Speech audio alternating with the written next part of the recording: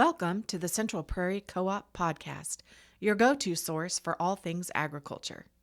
Each week, we bring you expert insights, market trends, and real stories from the field. Whether you're a seasoned producer or joining us for the first time, there is something here for you. So, grab a coffee and let's dive into the business of agriculture from the ground up. Welcome to the Central Prairie Co-op podcast. Joining us today is Jamie Shive, Sales Agronomist, and Brian Miller, CPC Producer and Board Member. Welcome, guys. It is so nice to have you with us today. Thank you, Mandy. It's good to be here. It is great to be here. Let's dive right in. So, Brian, give us a little overview of your operation and what you do. Yep. So I am a dairy farmer, and so we're utilizing a lot of parts of CPC. The operation itself is we milk about 160, 170 cows at any given time. We're farming right around 1,400 acres. We would feed about 400 total animals on our place, and so that's everything from day old all the way up to our oldest cow, however old she might be. I think she's 14 actually. So, Still producing? Still producing. She's not going to gike another round here, but 1734 has been a very good cow for us for a very long time. So yeah, and then we farm as well. Obviously, some row crops, a lot of forage. That means millet, alfalfa. We graze a lot of triticale or wheat in the wintertime as well, corn stalks, milo stalks. So a lot of things, anything we can feed a cow is something we're trying to grow and see if we can do it a little better. And we do that with the help of CPC. Awesome. So you're in the Adams Corner area? Yep. Yeah, I farm right east of Partridge just a little bit, right. So right on the south side of the territory. As one of our longtime partners, how have our services and sustainability efforts supported your operation, especially going into the livestock component? And that's a long answer. We've been with CPC for a long time for a lot of reasons. Leaving the agronomy out of this, well, maybe not all of it, but the feed side of Central Prairie Co-op has been a big deal to us for a long time. The quality of feed that we're getting out of the mill, exactly how that ration is mixed, and the components we're putting into it mean a lot on dairy. They mean a lot everywhere, but they mean a lot on dairy. And so knowing what we're getting, knowing we're getting quality, knowing we're getting consistency, is a big reason why we want to keep getting feed through Central Prairie. But also then on the agronomy side, we're trying to figure out how to put more cows on land. So not always cooped up around the buildings, not always where we have to feed them, but where we can let them go and do what cows do. And so that means working with the agronomy team. That means knowing what we're putting on those fields, the timing of that, if there's any kind of withhold for how long your livestock shouldn't be out there, those kinds of things. It takes a lot of communication, and I'm certain you probably get tired of my texts at some point asking, so what was the rate on this again? Or, exactly. Or can you look up the length of time until I can get back in there? So I utilize the agronomy department a lot, and maybe I could have a better memory and I wouldn't have to quite as often. You got a lot going on, a lot of irons in the fire. So how are you currently using manure and grazing rotations to support the soil fertility and crop performance? And where do you think we could help you optimize that? Is there any things that we can do as an organization to help you with what you're thinking? Yeah, so we are trying. We're trying all the time to keep crops in rotation. That's it seems like a better way to farm in general. Weed suppression, grasses get used to whatever weeds come up in those, and row crops get used to whatever weeds come up in those. And so if we're keeping a good rotation, that's really important to us, and that also allows us to get livestock out on different patches more often. And so the manure side of that, we're sized to about once every 4 years, I can make a complete application of manure across my fields. So I can cover every acre at least once every 4 years is how it comes out. And knowing when not to do that, so utilizing Central Prairie's soil testing, grid mapping, those kinds of things are a big asset to us. We don't need to spend money where we don't need to spend money, especially with where the ag economy is today. We're trying to keep it in our pockets where we can. Absolutely. And so utilizing those things has been a big asset to us. What sustainability goals are most important to your operation, such as improving your forage quality? I know you've done some things on your corn. We're trying to get rid of some stuff to hopefully patability is better for your cows. Reducing input costs, enhancing soil health, or maximizing manure nutrient value. All of those things. So what we're trying this year is something that I have not tried before. We're gonna put out some acres of conventional corn. We're seeing in studies that we are getting a more palatable, more highly digestible feed for those dairy cows in a conventional silage corn versus some of the other hybrids, some of the double stacks, triple stacks, triseptic corn. And so that doesn't come without a lot of questions surrounding it. That's a different herbicide plan.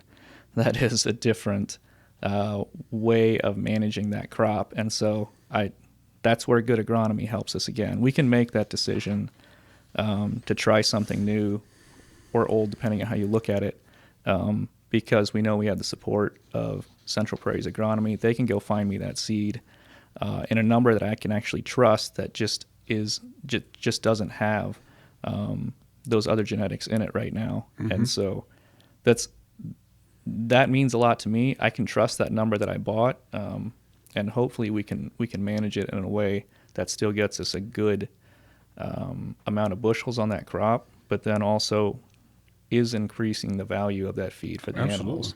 So we're going to see if it works. Good thing I'm old and understand conventional corn. I was talking with an independent agronomist about it and chatting about those corn stalks and how long they used to last versus how long they last today. So Milo today is about twice as long of the grazing value as corn, and it used to be about a 1-to-1. And really? So the corn stalks they're not as dense. They're made to make grain right now, and I'm trying to use them to feed livestock. And right. So we're trying to marry those two ideas and see if we can make it work. I'm trying to remember the rest of your question. That's it. We'll move on to the next one. Are there areas where integrating crops and livestock, like cover crop grazing or extended rotation, could add efficiency or reduce risk for you? That's a good question. Yeah, cover crops have been a big benefit for me, not only on the soil side of it, but if it rains a lot and there's a lot of something out there, I can go ahead and hay it and turn that back into forage, let it grow a little more, and then terminate it, and still use it for one of its original purposes, which is just holding that ground in place, holding those nutrients in place until I get the actual cash crop planted and then taken off again. So those things are a big deal to us. And again, I'm leaning on the agronomy department about those questions about herbicide intervals and about what I can and cannot do and why. It's a muddy mix out there of exactly how to do this, and that's where I need a good support team to make this work. I don't have enough hours in the day to think about all the things I'm supposed to be thinking about, so I got to lean on other people for that. Yeah.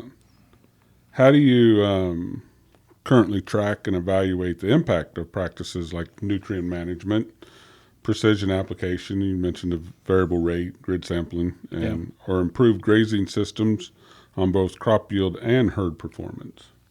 Yeah. So I'm not as good on the tracking side. I'm still looking at a lot of field averages on what I do. I would like to update more of my equipment to understand better where we're getting more value, where we're getting more bang for our buck, so to speak, on what we're putting out there and why. There is, and we offer some, but the biggest thing is of data-driven platforms. You know, the climates. I mean, they're all over, but one we really offered for quite a while is the climates. But a lot of people, in which I don't blame them, like me, that's a data selling driven platform is what they do. I mean, the mother company, they just they're just selling your data, and a lot of people don't want that to do. I mean, you want that data for yourself, Right. I mean, it's nobody else's business, right? I mean, so I understand that people don't want to dive right in, because every company out there has one. I mean, several of the chemical companies that we sell, the major ones, they all have a data-driven deal, but it's all, a lot of them, they sell your data, and people are not into that. Yeah. I mean, I work with a bunch of farmers that'll never tell you a yield, and I've known a lot of them for 35 years. They just won't tell you because they think that it gets out to the neighbor and they're going to try to come undercut and steal the ground from them. Or if you don't hear them complaining, then they did all right, but they still don't want to tell you. No, exactly. But anyway, so that makes us into our next question.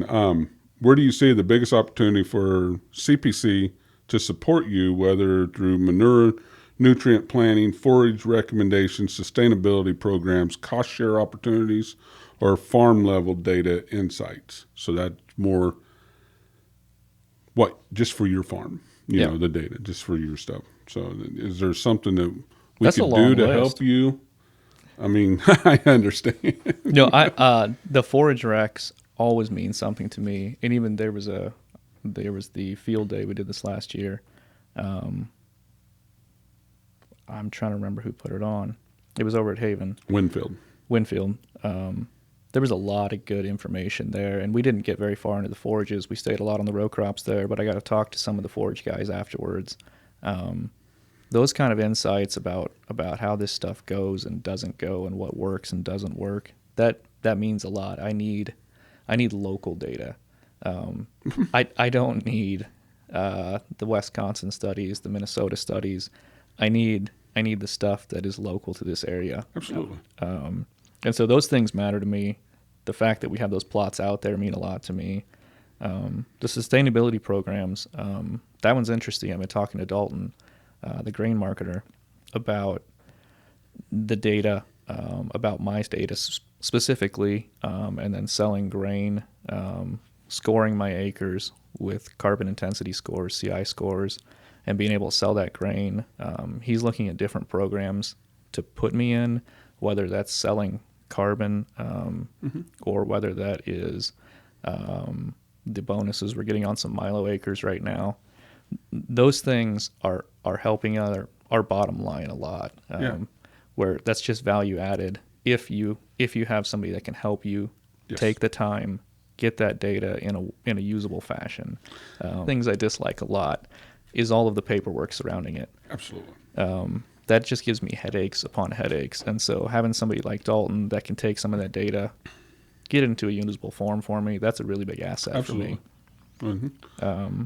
I would agree. And then like the nutrient management, manure nutrient planning. Again, those things, not only do I care about them, but the state and the county cares about those as well. And so knowing where I'm applying and why, how much, those kinds of things. And having a plan, not just saying we're going to do this because the sun shines that way today, but because we know we're deficient in this nutrient here, or we know this application will give us a 2-to-1 return versus putting it over here. those are the kind of things I need and that we need to utilize. Well, good stuff, Brian. Thank you for your time. Pleasure Thank to be here. you both so much for joining us today. If you have questions about your own farming operation, our sales agronomists would love to visit with you. Give us a call at 620-278-2470. And be sure to tune in next week to the Central Prairie Co-op podcast, where we talk all things ag from the ground up.